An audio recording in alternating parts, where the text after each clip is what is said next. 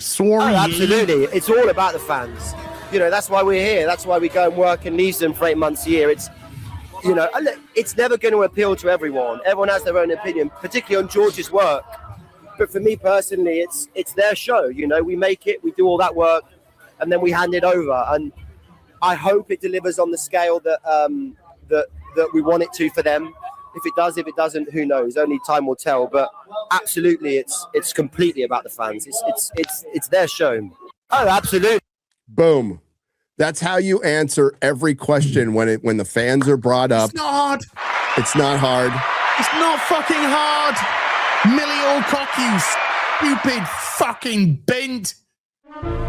Nerdrotic.com. So let's go to Supergirl, as you just did a video. Yes, sir. What is the early box office tracking? Box office tracking is 47 million to 65, and that's before all of this stuff started to hit the fan with the interviews and stuff like that. Mm-hmm. But 47 to 65, which is about 20 million below what Mandalorian and Grogu opened up with. Yeah, and it's tracking with things like Marvel's Black Adam. It's yeah, ticket wise, it's doing worse at the same point at the first 24 hours, much worse than Superman, worse than Black Widow, and worse than the Thunderbolts. And with the Thunderbolts, which is the closest, it's to the tune of 50,000 tickets less than the Thunderbolts. And the Thunderbolts never managed to make it to 400. I would be amazed right now if Supergirl gets to around 250. I think that's where it's going to be dropped. That's bad. The first official box office tracking numbers for Supergirl are in after tickets went on sale this week. And if they hold, DC Studios will be facing another major financial problem. According to a new report from Deadline, Supergirl is currently tracking for a $55 million plus domestic opening weekend when it arrives in theaters on June 26th. That's well below The Mandalorian and Grogu, or The Mandalorian and the Green Fucker, or Mango and Grok, or Poo Poo, which is currently floundering at the box office with a similar production budget. Under normal circumstances, a $55 million debut would not necessarily be disastrous. Yeah, it would. But context matters. And that's where the concerns begin. James Gunn's DC universe was supposed to build momentum following Superman, a film which opened to a $125 million domestic haul. Instead, Supergirl appears to be opening below expectations, despite carrying a budget and marketing campaign that place enormous pressure on the film's theatrical performance. A $55 million opening is not what DC needed. I don't think it hits that domestically. Well, 47 to 65, 55 is sort of the mean. I think it hits 47. I think it'll be in the 50s. I don't think it'll be in the 60s. I'm going to say 47. I'm not afraid to be wrong. No, dude, you're not the one who's wrong here. Listen, I'm married. I am not afraid to be wrong. Okay.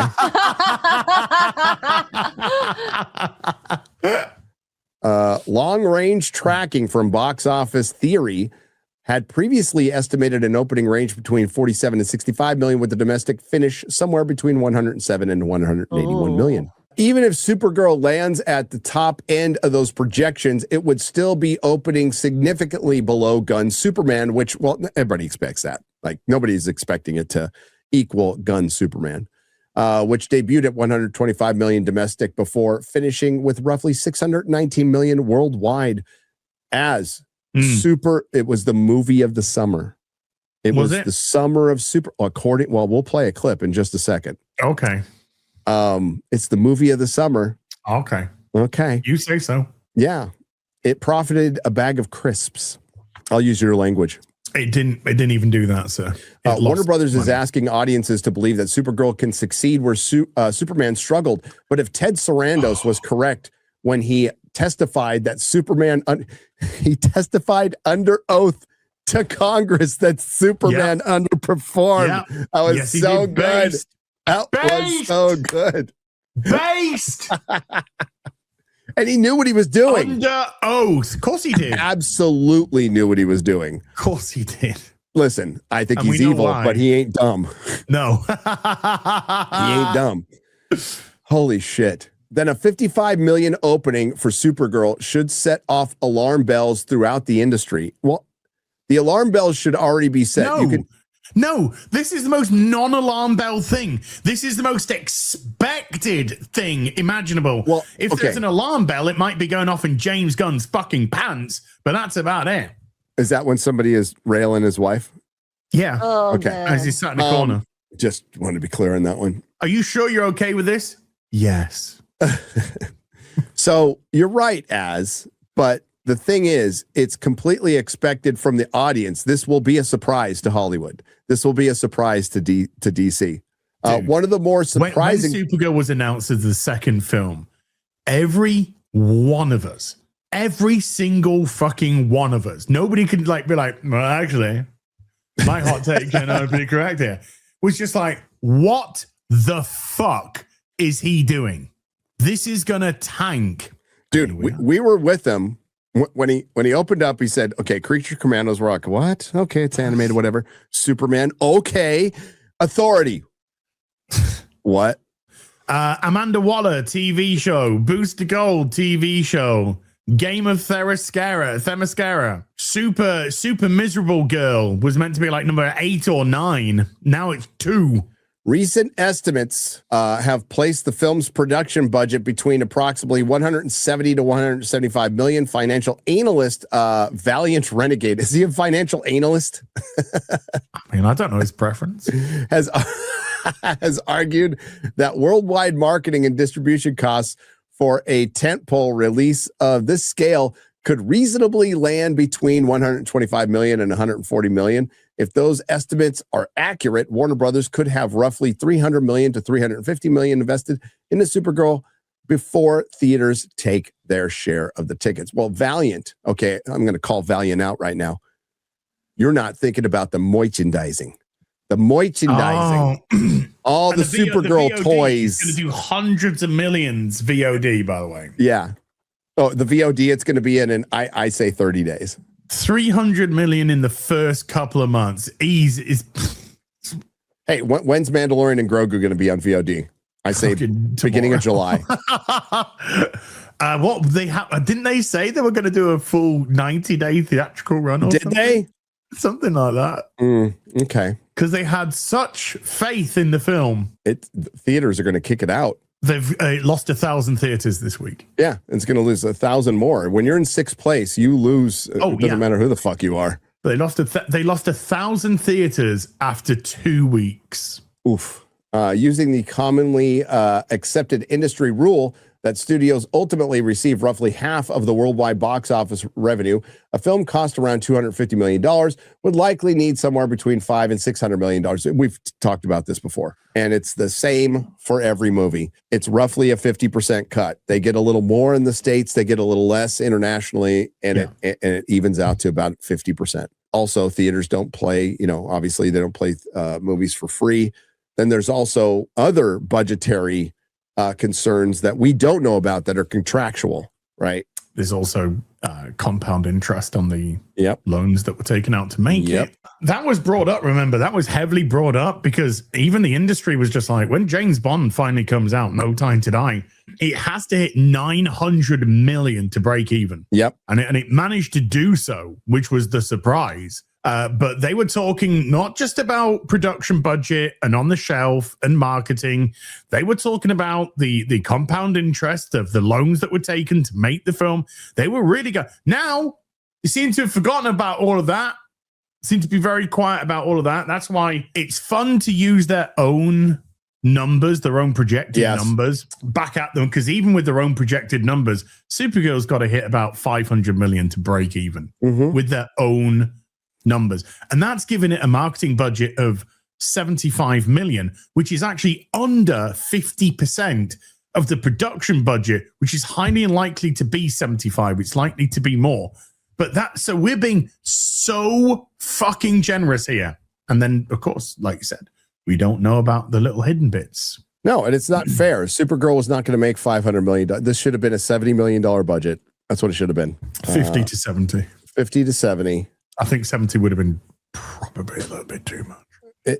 Yeah. And it's going to be, we could talk about the quality of the film. It doesn't look very good. It doesn't look like a aesthetically pleasing film. It looks very brown and dingy. And it looks like CGI slop. It does. Like everything that's coming out from major studios is an over-reliance on CGI, and it just looks like generic space Guardians of the Galaxy slop, studio over-bloated slop, volume slop. You know, it just looks like that. It doesn't. None of it looks real anymore. It doesn't look as if she's actually on a new planet with the thing. She looks like she's in a fucking studio by a green screen being filmed. There's no sort of suspension of disbelief here. There's no sort of I'm falling into your world. And yet a show like Red Dwarf and the BBC could do it with literally military gray painted sets because they had no money. But because everything else surrounding it was so good, the writing was so good, the characters were so good, the comedy was so good. You could go into that. This isn't gonna work out well for you guys. Like, how many fucking times have we heard that in fucking films? Here, I want to arm wrestle you. Okay, I'm just gonna break your fucking arm for no reason. It's just an arm wrestling. It's just like it's not as if Hitler sat next to you and was just like, "This is for the Jews. You win, they live. You die." The train rolls, okay? You thought about that a lot. I think about him all the... Wait, what? Yeah, there's nothing that looks inspiring or fun. No. And the whole tagline of truth, justice, and whatever. Oh, it's such apathetic shite. Yeah. And if you're apathetic, guess what? What do you think the audience is going to be? Apathetic. Oh. That's what I think. It's what we think because certainly don't feel shit. You know, and again, we're in this time where now anything goes. We'll see what other indie films, if any, come and surprise people for the rest of the year. Because what we have left is we're not even in sequels. We're in Toy Story 5, Scream 7, Scary Movie 6. We're in like 6s and 7s of movies.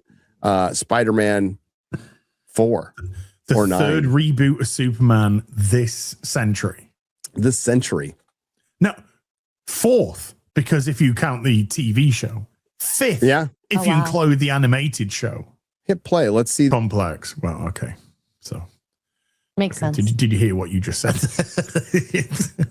If you're immortal, would you probably... Okay. They killed my innocent family. Yeah. Oh, no! No! James, no! He murdered my innocent family. Why? Why wouldn't they not be? Are they? What about? They murdered. Now that you bring it up, I'm questioning family. it. Did they have it coming? He murdered my rapist father. Wait, what? Sorry. I mean, that's good. Yes. Like a bodysuit. Look at the abs. Look so fake. Momoa's getting older. I know. He's getting a little, older. That's okay. He's lovely. I love Jason Momoa. Yeah, we do. The Lobo hot toy looks great, by the way. Listen, they had to put Superman and Lobo in to get people to watch this movie. But if you really felt strongly about your Supergirl movie, you wouldn't put these two characters in.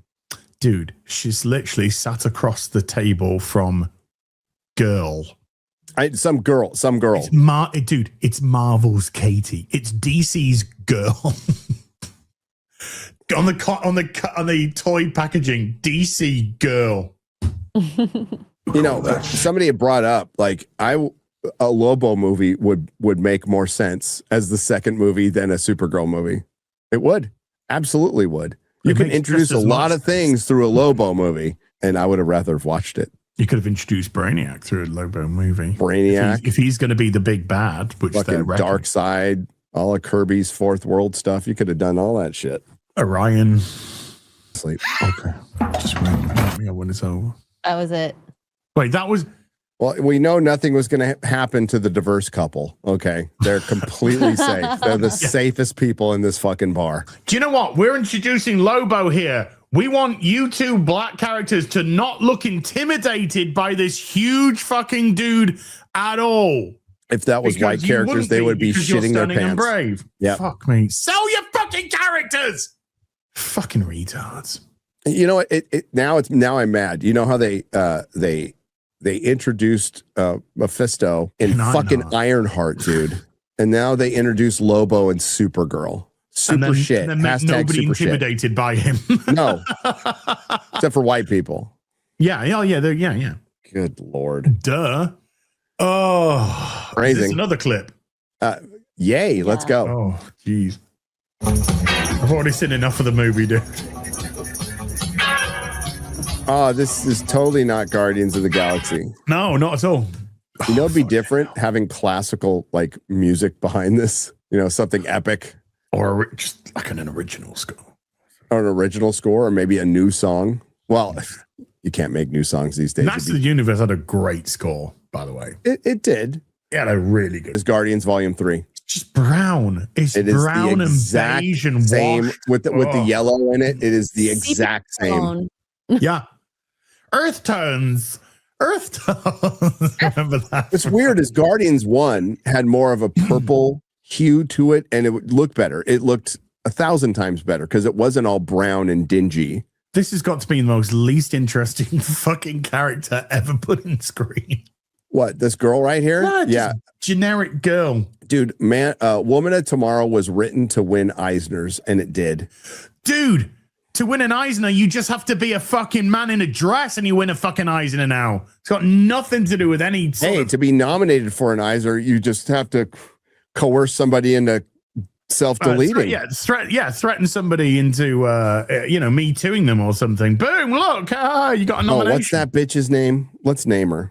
Alex DeCampi. One of the most foul human beings to walk this earth. Yep. She was complicit in Ed Piskor taking his own life. Yeah. And celebrated it. And then when he was nominated for an Eisner, which is like the Academy Awards of comics, I think his girlfriend was there. And then she was nominated for an Eisner. Wasn't it? Yeah, I think it was his sister. And then she was nominated for an Eisner the same year. So the people running Comic-Con now, like... Oh, and Alex DeCampi was also invited to the Eisners. She was invited. Why would you tell somebody your fucking weakness? Because you're a woman.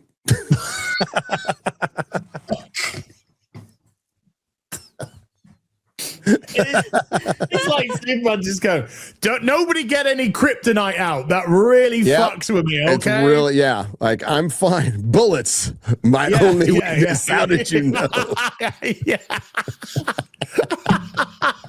It's like policemen coming out.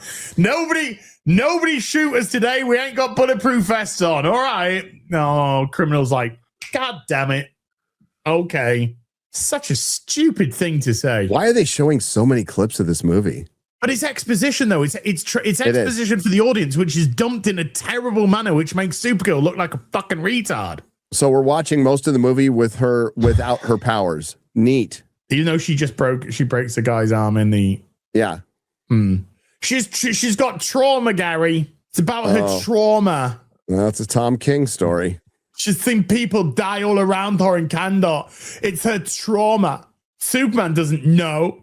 He was brought up by a good family on a farm in Kansas. But this girl's got trauma. Yet his entire planet and species died. Yeah, don't worry about that. It's fine. Yeah, get over that shit. You didn't watch it. Parents got blown up. Yeah. Well, his parents. But it's a good thing, isn't it? Now it's a good thing because they're a bunch of genocidal fucking convicts. No, do you know they're colonizers? They're colonizers. Krypton's full of colonizers. They're oppressors. So is it good now? So isn't that good that all the people in Kandor are dying? Because these are all potential villains. I don't know. James, you kind of fucked everything up. But it was like totally funny, and my wife said it was great. What? She's getting railed by somebody. Even she thinks it's fucking weird that he always gets it. She's a you wore me down. You wore me down. That was it. Hey, remember what Harcourt was in Peacemaker? A hard drinking woman with trauma in her life. Oh, God. And she was messy. Oh, I thought she was the main character of Peacemaker. Oh, she was also the main character. And it's only 45 seconds in. $2 billion. I'm with Campia now. It's going to make $3 trillion. It's going to smash Gone with the Wind. It's going to make the GDP of Belgium. 2p? I don't know what that is. 3. Are they releasing these clips? They're releasing these clips to get you to watch the movie. Is it working? No. Those were both fucking terrible. John Campia said this movie could make $1 billion. Woke. $1 billion. They honestly, though, seriously, they look terrible. Those clips were terrible. Bloody awful, as you say in the UK. Bloody awful. I don't know what were we seriously. What were we meant to get from that? That she is denying the call to action. She is a hero because she says she's going to do it. Well, then she eventually answers the call, and she finds out that she was great all along. Oh, okay. And Superman is a big dummy. And black people aren't afraid of Lobo. No. What are we sharing here, X-Ray Girl? This is James Gunn spending his time replying to people about. Of course. About the earrings. He's so thin-skinned. James Gunn even I could easily explain this one off. Yes. This is pretty. Listen. Who cares? On this one, yes, it's explainable. James Gunn responds to random user complaining about Supergirl's ears being pierced. As explained in Superman, the same way she gets drunk, she goes to a planet with a red sun. Not to mention, she was raised on a chunk of Krypton that didn't even experience superpowers until her teens. Okay, that's great. I got a problem. Why are we traveling to different planets and going cosmic in the second movie? We haven't even established Earth. No, we haven't anything. So what did they Superman didn't even establish anything because it was somehow a second movie.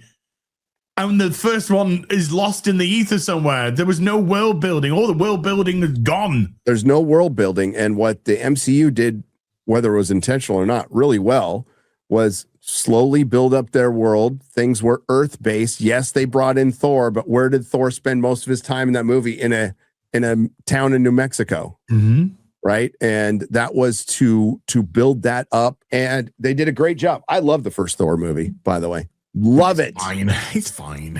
I love it. It's got one of the best scenes in all of the MCU when Thor is being cast out of Asgard. Oh, yeah. Oh, such a good scene. But yeah, this is just mishmash, and she's got earrings because she spends the time on a planet with the red sun, yet she still has some of her powers. We can't even pretend to go shit. No. Look what the approach is with this is they still don't get the super family, right? How did James Gunn couldn't crack Superman until he got to his dog? And what does he show Superman doing in the very first scene? Getting his fucking ass kicked, right? So they feel like he's too powerful. We need to depower him. There are ways to deal with Superman's powers without constantly depowering him. And they're doing the same to her. It's been 30 years since he left Krypton, whatever. 30 this, 3 this, 3 this. It's been 3 years since he's came out as Superman, which you would have thought he would have come across these people that he meets in this movie long before then. And then he says, and 3 minutes ago, he lost his first ever fight. And this is the first thing in the whole film. And he comes crash landing down, which you've seen, and he's lying on the fucking ground. And then what was the repercussion of that first defeat? None. He just goes waltzing into his fortress of solitude going, oh my God, my dog is so hoopy doopy stupid. Oh my God, it's a pooping instant doopy. This is the problem they constantly have. So how do you foil Superman, the man or Supergirl that they're so powerful is You take advantage of the fact that they can't be two places at once. That's a pretty easy one right there. You bring in a more powerful villain or a much smarter villain. And no, Lex Luthor wasn't much smarter when he was calling Luthor was a retard. D7. Superman was even more retarded. Ugh. Because Lex Luthor talking to somebody to input things into a computer apparently is quicker than fucking Superman can throw a punch. Yep. The stupidest fucking oh my god, I hate that film. I'll never see it again. I'll never watch it again. I'll never watch it again. If I watch it again, it'll be a 1 out of 10. It's down. It's 3 out of 10 on me at the minute. 3 out of 10 film. Fucking garbage. DCU's cooked. It's done. Yep. Nerderotic.com. Please subscribe.